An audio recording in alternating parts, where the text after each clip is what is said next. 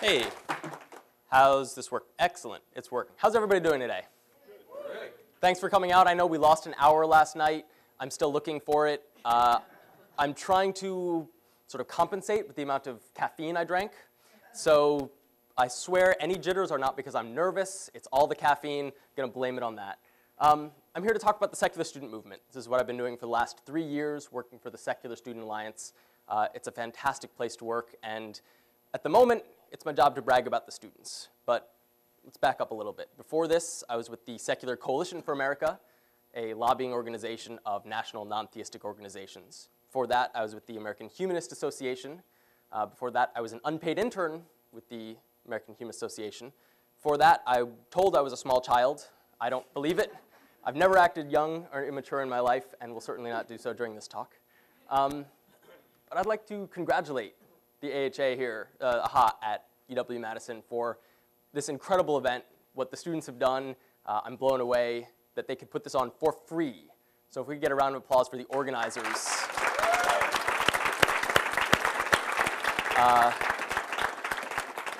Events like this remind me why I love what I do. And they're able to put this on for free partly because of an enormous grant they got from the university. I don't know if you heard, but they got a $69,000 grant, I believe is the amount. This is more than any of our groups have ever gotten. We really hope that this inspires other groups to apply for funding to put on ambitious projects like this because they've shown it's possible. And I worked with Chris Calvi to get some attention for it. The International Business Times covered the huge grant. It was in, I think, the local Wisconsin paper, in the San Francisco Chronicle, the Seattle Post, Huffington Post, the Washington Post picked it up. The Christian News Network picked it up. They were slightly less enthusiastic. And eventually, your own Badger Herald wrote a news article about how many news articles had been written about this grant. Atheist groups funding draws headlines concerns. And so this is what I get to do. I said at the Secular Student Alliance conference last summer that, yes, I get to be the one up here talking, but I'm bragging about what the students are doing. I'm not out there as an activist anymore. I'm not on the ground. The students are doing things, and I get the privilege and honor to share the stories with you. And since I've been in the movement since college, looking at it from different perspectives, I'd like to take this talk and sort of share why it's so important to me and why I think it should be so important to you. A year ago, the Reason Rally gave some perspective to me. How many of you actually made it to the Reason Rally? Wow, this is a lot more than I thought. Okay. What did you think? I know I got a huge vibe of energy. Is that, yeah, I'm seeing a lot of nodding. Actually, personally, I felt terrified because I was running around trying to act as the publicity director, and I was also supposed to give a 5-minute speech right after Jessica Alquist, who's a tough act to follow, but at least illustrates the thrust of my talk, that students can be so incredible. But the headline that CNN put on the story is my favorite. Atheist rally continues in spite of rain, students highlighted throughout.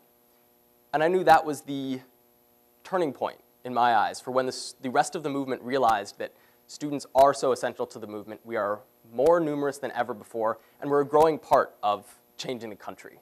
The Reason Rally itself was, I think, 20,000, numbers vary, but 20,000 of us gathered in DC to show Washington, to show the nation, and to show each other that we're not alone, that we are growing in numbers, growing in power, and growing impatient with the way we're being treated and the way that our country is going. As we're trying to figure out what to do with all of this growing power, we need to look at our goals and how to achieve them. So Jessica, who I followed, her story really highlights the need for this kind of movement. As I think most of you probably know, but she was a 16-year-old high school student in Cranston, Rhode Island, and saw a prayer banner on the wall in clear violation of the separation of church and state, the Constitution, and she stepped up. She challenged it. She asked for it to be removed. Good for her. What happened next? She was vilified, bullied. She was given death threats, and Representative Palumbo, Democrat state representative, went on the air and called her an evil little thing for standing up for the Constitution and for standing up for minority rights. If it had just been that, that would have been enough to make me angry. But it's not just state elected representatives. This is Newt Gingrich in the debate for the presidential nominee, saying, "How can you have judgment if you have no faith? How can I trust you with power if you don't pray?" He was the front runner for a while for the nominee and was the former Speaker of the House.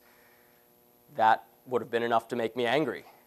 It's not just former representatives and politicians, it's current representatives as well. Representative Paul Brown saying all the stuff I was taught about evolution and embryology and Big Bang theory, all that is lies, straight from the pit of hell. For the record, he's on the House Science Committee. That would have been enough to make me angry. And it's not just the House. We have the senators. Jim Inhofe saying, "My point is God's still up there.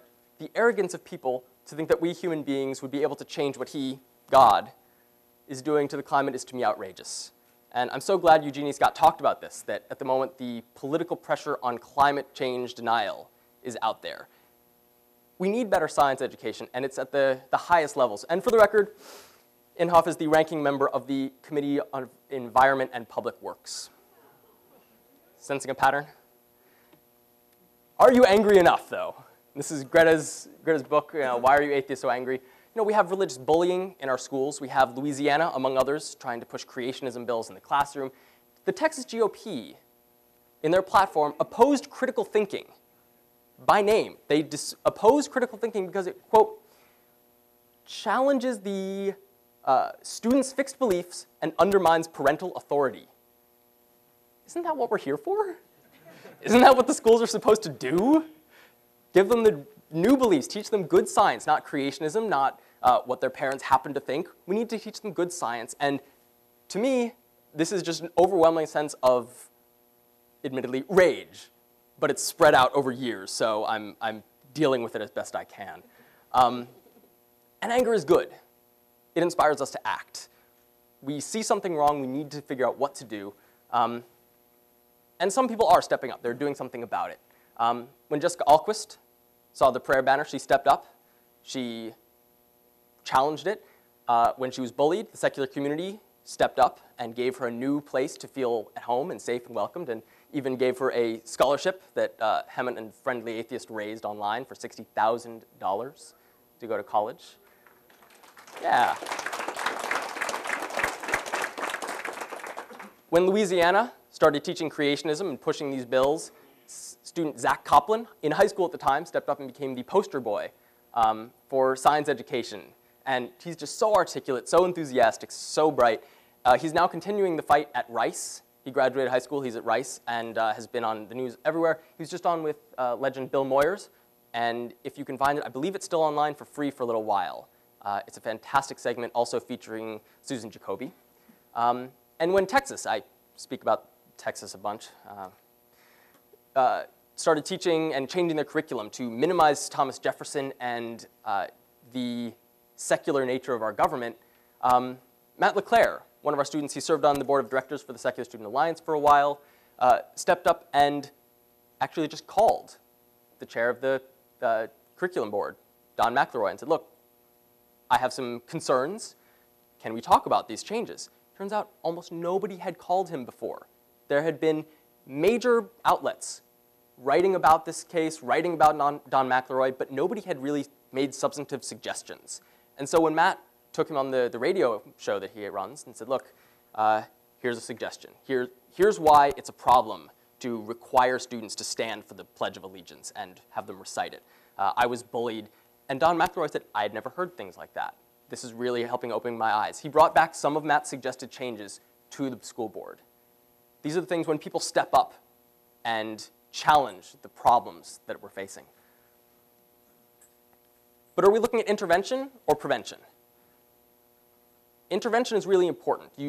When somebody has a health problem, like a heart attack, you need to be able to step in and give them the care so that they can get better. But if we're facing an epidemic of heart disease, being able to step in when there's a problem is not enough. A little bit of investment in prevention can go a long way towards stemming the costs of intervention later. And looking at the systematic way that religion is privileged in society, that secular students are bullied in society, and the way we are so vilified and trusted less than rapists, I don't think it's enough to just settle for intervening. We need leverage for a society-wide change. We can't rush from crisis to crisis. We need to figure out, we're not large enough yet to just impose our will on the government and on society. So with the limited power we have, growing but limited, where do we put this? What gives us the best potential for change?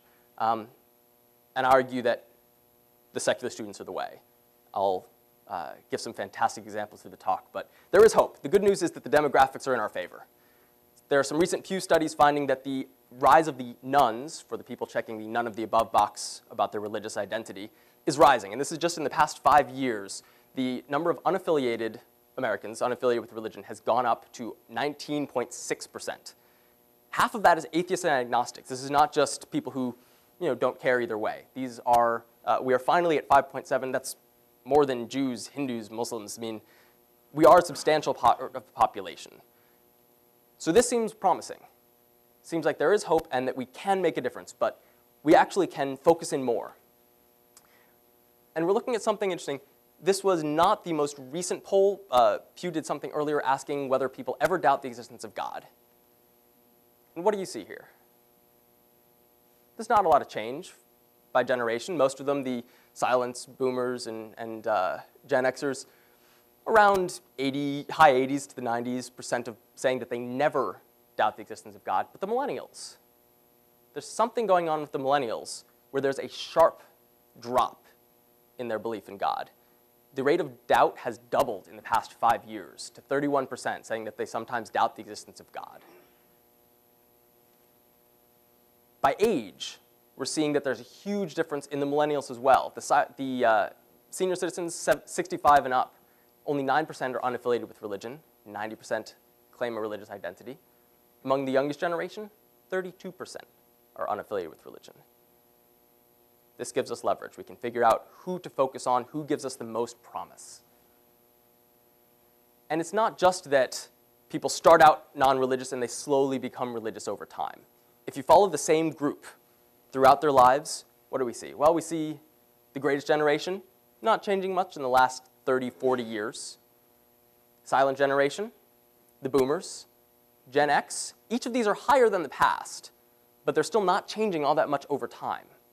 And of course, the millennials. This is from 2000, by the way, so the numbers are even better now. As I said, 32% with the millennials are unaffiliated with religion. But what we're seeing is that the beliefs people form in their late teens, their early 20s, tends to stick with them through life. We need to take advantage of this. We need to give people an opportunity to explore their views. And there's some other people who know this fact as well. Campus Crusade for Christ, currently known as Cru, has been taking this approach for decades. They say that their fundamental strategy is win the campus today, change the world tomorrow. They have a head start on us. It's true. The good news is we're catching up. We can catch up to them and offer it. In a brief detour, last year, my coworker Liz gave a talk and compared our numbers to Cru. I won't walk you through it, but it was a comparison of how much we'd grown compared to how much they'd grown. We've had some trouble verifying their numbers. Their website has not updated how many groups they have since then. I called, I sent an email, I haven't heard back yet. So if we take them at face value, they haven't grown at all in the past year. Honestly, I don't think that's a fair guess, but we are trying to figure out how much we're growing compared to them. Given that we are a smaller population and that they have a head start, I'm still incredibly inspired at the rate of growth that we're showing compared to them. But with these groups, it's not just about imposing our will, teaching them what to think. It's about teaching them how to think and giving them the idea that it's an opportunity to explore. And that brings me to Brienne's story, who many of you heard at the Reason Rally. But Hemant mentioned a New York Times article that was covering one of our high school groups in Panama City, Florida. And the journalist talked with Brienne, who was 17 at the time. She said she didn't know what she believed. She called herself an agnostic, but she joined the Christian Club and the Secular Student Alliance at her school. Some students actually accused her of doing it as a joke. Some thought she was a spy. What would we spy on? But she just said that she was confused, saying that she wanted to get both points of view. And that's a really admirable approach to explore the issue for yourself. We're not in the business of telling people what to think. And how did it turn out? If you know the end of the story, she started in the fall. A few months later, around Christmas, ironically, she stopped going to the Christian club and stuck with the Secular Student Alliance, saying, and I love this, "I guess I found out who I was." When we give these students the opportunity and let them realize that there's an alternative, that it's a viable worldview to be secular American, that they can promote science and reason and acceptance. It doesn't have to be dogma. In these crucial years, we need to be there. We need to give them that choice. And we can either take the opportunity or watch it go by. And we're taking advantage of the opportunity. This is my favorite chart, the Secular Student Alliance growth chart, skyrocketing with what I call terrifying growth. Trying to keep up with all of the students flocking to us, looking to start secular student groups. The red is high school. This is at the end of 2012, where we had 394 groups, I believe. Obviously, it's been a few months since then, and we now have 423 groups. It's scary.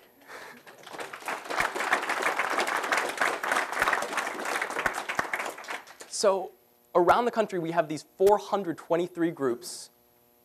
What are they doing? What's the point? Is it just to give people a place to feel safe? Well, no, they're actually doing good work in their community. The one point, if people walk away with anything, is I keep hearing students are the future. Students are the future. Well, yes, but I think it's better phrased as the future is students. The future will be shaped by students, but students are more than the future. Students are also the present. They're doing things right now. Look around the room, see what's going on at this conference, at campuses all over the place. They're changing the world now. They're not waiting for the future. And if that's the one thought you walk away with, I'll be happy.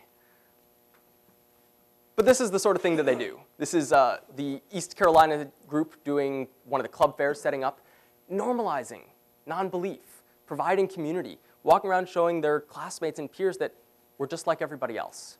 We're your friends, we're your coworkers, we're sitting next to you in class, and we're not scary.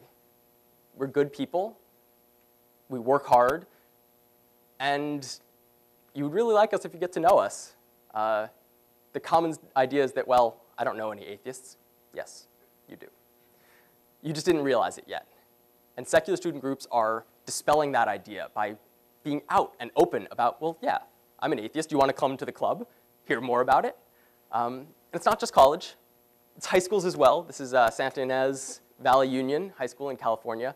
And our high school efforts started in earnest about 2 years ago, at the beginning of 2011, when the Stiefel Free Thought Foundation gave us a grant to focus on helping these high school students. And we had a full-time staff member. At the time, it was J.T. Eberhard for a while. Now it's Andy Cheadle. And we helped them overcome a lot of the bullying and obstinate administrators who decide that students don't really fit in if they're not religious, and we don't want to have that in our schools, which is illegal, by the way. Help them get started in the face of opposition, often from their parents. Sometimes we have to send packages to other locations rather than the students' homes. And one of the most important reasons is that not everybody goes to college. If people are going to experience a conversation with a secular student, it can't just be college. We need to engage at the high school level as well when students are discussing the ideas and really exploring it. And in law school, I think this one's going to get the religious right a little bit upset. This is Ashley Carter and the Secular Legal Society at Moritz College. But if there's Christian legal societies to help them explore how to argue for their faith through the law, it's about damn time we had secular legal societies for secular students to form community networking, bring in notable speakers, and discuss separation of church and state. We're really excited about this. You're hearing it now. This might be the next big push in the media that I'm looking at. So don't go running with this, but if you see something about it soon, don't be too surprised. I'm really excited about it. But besides just offering community and providing support, what do we do? Well, we promote acceptance on campus. This is the UCLA group, the Secular Student Alliance, counter-protesting the Westboro Baptist Church. Signs like God loves Inception, God hates hate. We promote education. This is the Free Thought Festival last year. The idea of educating people and educating ourselves about a secular worldview, about science, about how to live with each other. This is a huge part of being a secular student. Promote discussion. I love this flyer from Clemson, making a play on the Rorschach test, but do atheists and Christians see different things in life? Come discuss it. It's a panel discussion with both the secular student group and one of the Christian groups on campus. This is really common to work with religious groups to help educate each other about our worldviews. We serve others. Community service is a huge part of religious organizations, and it's a big part of being a secular student as well. This is the Presbyterian College, and yes, we have secular student groups on religious campuses. Presbyterian College raised over $3,200 for the Light the Night towards fighting blood cancer with the Leukemia and Lymphoma Society. How much do you think this changes people's minds when they think about atheists as having no morals, about us being entirely focused on ourselves? The work that our students do with Foundation Beyond Belief, with the Volunteers Beyond Belief, and just the work they do in the community really makes a difference and makes the world a better place. And we dissolve the stigma. This is also for the Light the Night challenge, but hug an atheist, $1. How much more open and inviting could that be? This was actually so successful, the mayor of the town, this is from the Illini Secular Student Alliance, the mayor of the town stopped by, donated, and later agreed to come speak to the group at their Light the Night walk. Gave a talk about acceptance and saying, look, it doesn't matter as much what you believe as what you do for the community, and the Secular Student Alliance is doing great things. We're making progress. This is the sort of thing that student groups are doing right now and why they are the present as well as the future. And what might be the most important to me is that we have fun in these groups. The famous or possibly infamous, I think the young kid joined for a very excited minute or two while his parents took a picture. But the famous or infamous organizer Saul Alinsky said, a good tactic is one your people enjoy. If your people aren't having a ball doing it, there's something wrong with the tactic. Being an activist shouldn't be work. Doing this kind of activity shouldn't drag on. It shouldn't be a burden. We need to have fun being an activist, otherwise you won't keep doing it. And this is what makes students the best activists you will ever find. They are passionate, they are creative, and they are entirely fearless. They're not daunted by the challenges ahead. There's another quote I've used before, and I just love it so much, by Pearl S. Buck, that the young don't know enough to be prudent, and so they attempt the impossible and achieve it generation after generation. If anybody is going to change the world in the face of all of this systemized bias against us, students having fun and going out there undaunted by the challenge is what's going to do it. But that's the students on the ground. The National SSA, I really feel, multiplies this power. We learn from one another, we inspire one another, and we are connected. It's not enough to let one group out there do its thing. They're great, they are fantastic activists, but we can do so much more, and we do so much more. Because when one group has an idea, it sets off a chain reaction. A great idea in one part of the country can snowball, and when more groups pick it up, the snowball turns into an avalanche. And I want to share some of these examples because I think that's really one of the overlooked benefits of doing grassroots work. How many of you have heard of Ask an Atheist Day? Excellent, excellent. How many of you know how it started at the national level? I see students from the Illini Secular Student Alliance and a couple other group leaders.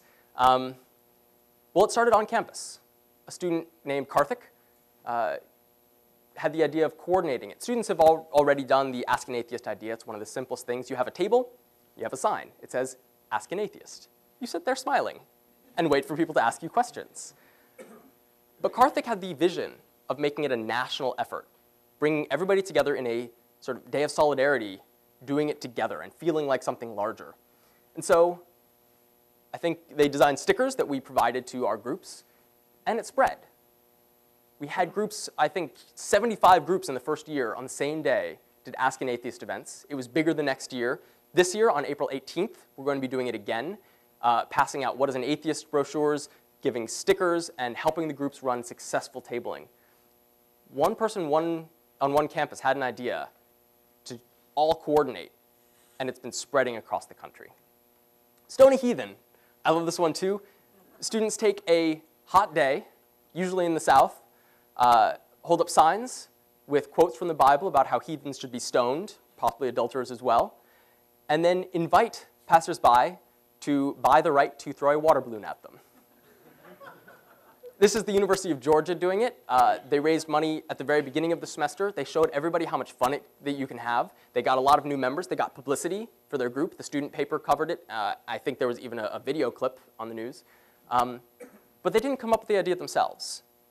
The University of South Carolina had done it earlier, raising money for Amnesty International and trying to raise awareness of the stonings that happened in the Middle East. One good idea carried out elsewhere. And the last one that I particularly want to share, Brother Jed Bingo. Perhaps you've heard of Brother Jed. He is an open-air preacher that goes from campus to campus. He's been doing it for a long time, spreading hatred and hellfire and bigotry and brimstone, and generally promoting the idea that if you're not exactly the kind of Christian he wants you to be, you're evil, sinful, and shouldn't be around. And we need to combat this. Students walking past on the quad, hearing that they're going to hell or that they're sinful or that there's something wrong with them, need to have a voice out there to let them feel more welcomed. And so the secular students want to counter this impulse, the voice. And people have tried different things. I love Brother Jed Bingo. The idea is you have a huge board and you hand out bingo cards with the various idiotic or hateful things that Brother Jed tends to say. As he goes, there is now a rapt audience checking things off. And occasionally raising their hand and saying, bingo, and getting a prize from the group. It's fun. It shows people that we can laugh at this kind of hatred. And Brother Jed is seeing it more and more. I asked the Alliance Secular Student Alliance, some of the leaders here this weekend, where they got the idea. They said they got it from Cash in Minnesota. They were talking at one of the Secular Student Alliance leadership conferences over lunch, heard the idea, turned to each other and said, we should do that. They did. I asked Cash where they got the idea. They don't know. They heard it from somebody else. Good ideas can spread, and that's how we do it. We pick the best ideas. There are groups across the country brainstorming, coming up with new things, and we can just pick the best. It's crowdsourcing at its best. Which brings me to the leadership conference, which was the place some of this got started. This is 2009, 2010, 2011, slightly larger, and our most recent conference, 2012, overflowing the stairs, trying to fit everybody in. This year we actually are splitting it up, trying to accommodate the West Coast better. It's always been in Columbus. Well, it's been in Columbus for all of these years. This year we're doing in Columbus and a separate location in Vegas, trying to get the West Coast. But the leadership conference brings all of these students together. This one is 300 activists in one place. And watching the sparks fly as they talked to each other and formed friendships, exchanged ideas, listened to the talks, gave talks. Our conference is heavily focused on leadership training. The students give talks about what has worked, what doesn't work, what they've found really important. We bring in notable speakers to present on particularly group running as much as possible. For example, Ted Cox gives a talk on what you can do to make the speaker happy. From his point of view, he's been a speaker and wants to let all the students know what has worked and what didn't work from his point of view. And they're really making a difference. You can see as they come back the next year, more energized, with more ideas and more friends that they know they can go to for help. It's one of the best experiences, and if you can make it in the summer, they're in June and July in the Vegas and Columbus. Come talk with me afterwards for any more details about this, but it's just a really eye-opening experience for anybody who's interested in the movement. But then the students graduate, hopefully, and move on. What happens with all this knowledge and this creativity? Partly they go out into the world and continue changing the world, but the secular student movement doesn't want to lose this information. And so that's why we have the group running guide. We amplify their power, giving them more leverage because we need an institutional memory. As students come up with ideas and we see what works, what doesn't, we have a spiral bound, it's about 85 pages with just the best practices. What works, what doesn't. Here, it's the Bible of group running for you. Take it, be merry. Writing everything from writing a constitution to planning events, attracting members, flipping through it. I didn't have one when I was at Carolina. I tried running a group. We met every couple weeks at a bar and looked at each other and said, what do you want to talk about? I graduated, the group died. About a year afterwards, some students started a group again. They affiliated with the Secular Student Alliance, got a group running guide, and it took off. So, one, way to make me look bad. Two, it made me realize how important something like this is. I didn't know what to do, but the Secular Student Alliance does. They've been doing this for 13 years, helping students run groups, and they've figured out the best ways. We're always improving. We're looking for new ideas, but we have a repository of all of what we've learned so far, and we give it out to the groups. And that's it. This is how we change the world. We've been looking at our limited power and figuring out the best place to get leverage. These are our groups, college and high school across the country. I don't know if I mentioned the blue ones. We have 68 high school affiliates right now. We organized, I believe, 130 Speakers Bureau events across the country. We sent out 350 boxes of tabling supplies for students to hand out, pens, brochures, stickers, business cards, surprisingly helpful. We provided free of charge over 20,000 What is an Atheist brochures to help them educate their communities about what it means not to believe in a God. It's a big problem. It's a big challenge. But if we're looking at the best place to do it, there's no question that campus is the place, and that students are far more powerful than they realize. I think they sometimes feel isolated on campus without knowing anybody else. But then they join a group, a Secular Student Alliance group, and they feel more powerful because they have friends, they can make a difference. And then those groups join the national Secular Student Alliance movement, and they feel even more connected, more powerful, that they can have more of an impact. And then those groups join the national organizations in the Secular Coalition and other larger movements like the Reason Rally, where students drove for 26 hours to get there. We're changing the world. My boss, August, has a saying that if you want a voice in the newsrooms, the courtrooms, and the boardrooms tomorrow, you need a voice in the classrooms today. How else are you going to do it? These students carry their views the rest of their lives, and they're skilled leaders on campus, and then when they go off campus, they can lead off-campus groups. One of our group leaders, Dave Moscato, just got hired by American Atheists to do their publicity and PR. We're training the future leaders of the movement, in addition to giving them the ability to change things now. I've been talking about leverage. I can't help but mention and think about Archimedes, who said, "Give me a big enough lever and a place to stand, and I can move the world." We've got a pretty fucking big lever right here.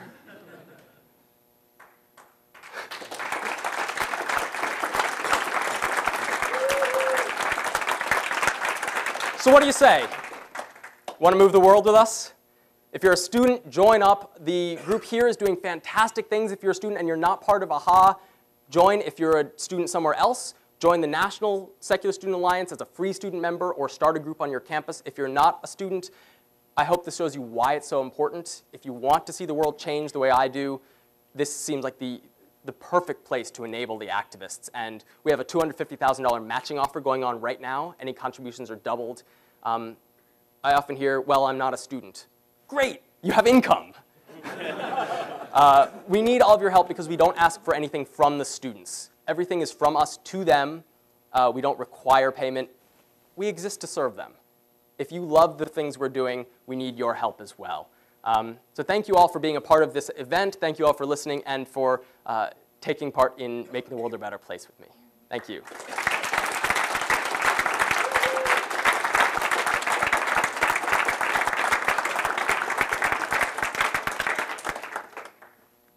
Ten minutes. And then at lunch, I can talk. I talk for a living and do it quite a lot. All right.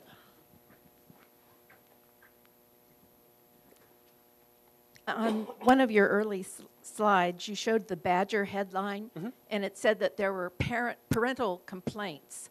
I'm wondering how those were dealt with, if they were dealt with at all. I don't know how those specific parental complaints were dealt with, but I can share some other stories about how they tend to work out.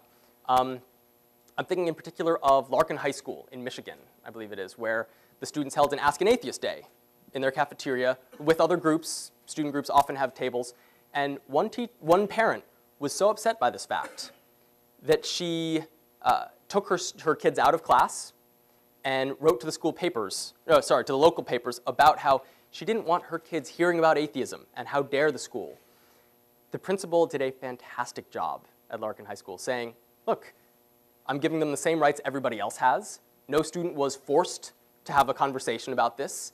Discussion is important, and I'm going to keep supporting their right to do this. I think at a university level, it's even more likely to be supportive. We've had far more problems at the local levels at high schools where administrators aren't quite as accommodating. And after one or two friendly letters, and then one or two angry letters, and then some phone calls, and some threats, often with the help of the Freedom from Religion Foundation, and we convinced them that the law is pretty clear on this. So when there are parental concerns, the administrators get worried, but more and more they're standing up for our rights. And so it's a very promising trend.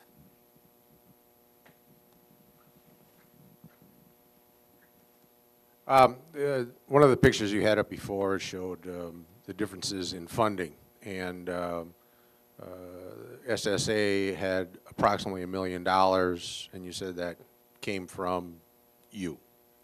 Okay, your own money. Crew, $500 million. Where's that money coming from?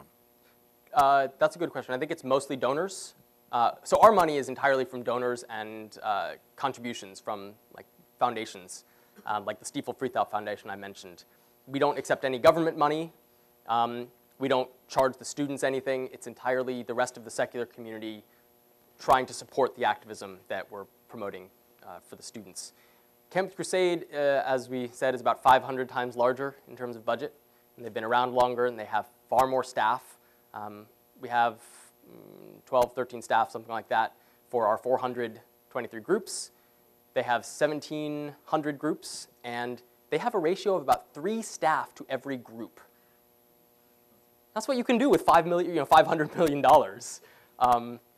We're growing, but not that fast, and we are taking from a different pool. Christians who want to support the Campus Crusade mission are so numerous that they can draw on all of those people.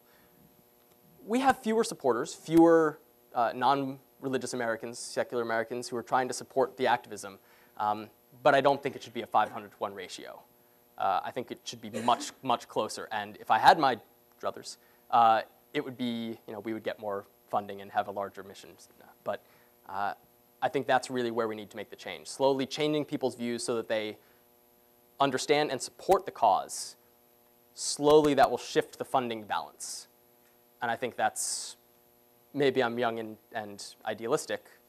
Well, actually I'm definitely young and idealistic, but that's a feature, not a bug in my line of work. But I think it can happen. I think we'll even that, and it's happening. Our budget, I think 3 years ago, was $250,000. We've quadrupled in just a couple years, 2-3 years. So come back in a year and let's see where we are. Do you think there's value in having student groups work with local groups? And if so, what suggestions do you have on making that happen? And how to do it and how not to do it? Yeah, the question of how to interact with student groups and off-campus groups has been one we've been looking at for years. And there are some particular challenges in having the students come to off-campus events. Transportation is an issue. The focus can be an issue. The students often feel a little bit isolated if they're coming in 1s or 2s. Going into a room with a lot of non-students, either they can feel left out, or they feel mobbed and just everybody saying, "Oh, a student, thank goodness, here, let me hug you." So trying to get them to work together, what we've been saying is more and more try to get the off-campus groups to come to campus, support these projects, work with them. I mean, Free Thought Festival is obviously a huge success and involves some of the local skeptic groups to attract members. There are even things that off-campus groups can do to support the student activists, like buying them pizza and saying, hey, we're here if you want to come to our events, but in the meantime, here's some pizza for your event. Do you mind if we sit in? More and more we're seeing off-campus groups being, having their members come from campus as the students graduate. And so those connections, I think, since we're churning out so many more students, will help bridge the gap. So I'm very hopeful in the next few years that the interactions will be stronger just because there's a better shared understanding of what activism is. All right, we have time for a few more questions. Depends how long I talk. Of the universities that you have groups in, are you utilizing community colleges also? Absolutely. 2-year, 4-year community, university, college, law school. I think we even have a couple medical schools going on. We have groups in high school. I think there was one in junior high school. The distinction between junior high and middle school is one that I didn't understand because I grew up with just the middle school model. But commuter schools as well. As I said, religious campuses. Anywhere there are secular students who want to form a group promoting these values, we want to be there to support them. Was that short enough for another? Yeah, sure.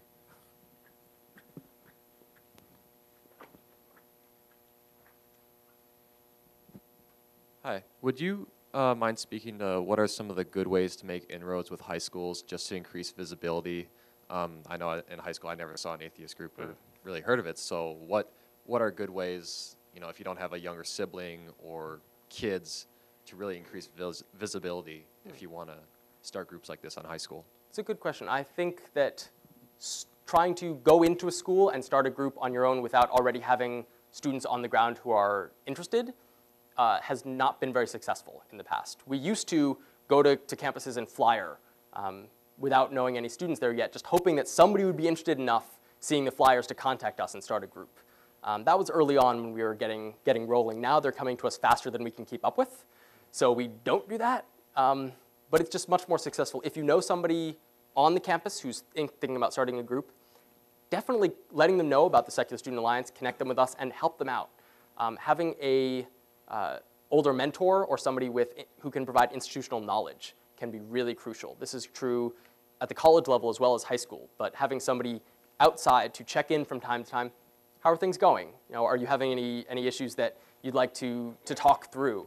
And being supportive, I think. So if you do know somebody there who's interested in starting a group or feels alone, being there for them and supportive is the biggest thing. If you don't, then perhaps being visible in the local community, in the papers, online. More and more young people are online. I think that's one of the huge reasons for the explosion of growth we're seeing as people are coming of age in the internet age. If you can be active on there and they hear more about atheism, and you have a web presence where they can search like atheists in my city or in my town and can find a local group that you're a part of, that could be a big help too. So. All right. I think we're going to, before we break for lunch, I will give another hand for Jesse Galef.